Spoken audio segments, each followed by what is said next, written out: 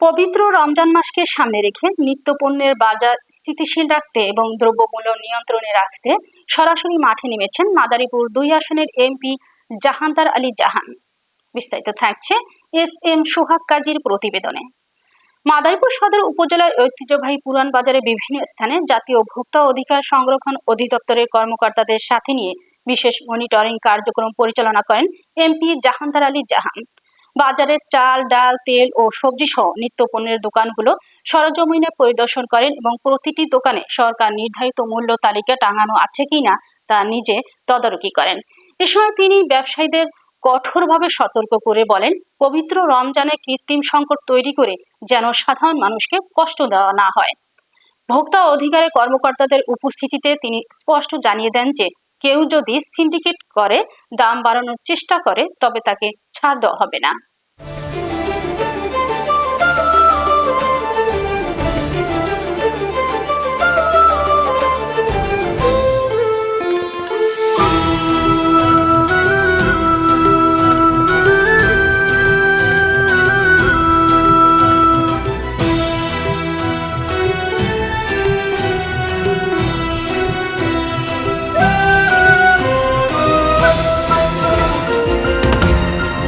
টেকনাফ থেকে তেতুলিয়া, রূপসা থেকে পাথুরিয়া, বিশ্বজুড়ে রূপসী বাংলা।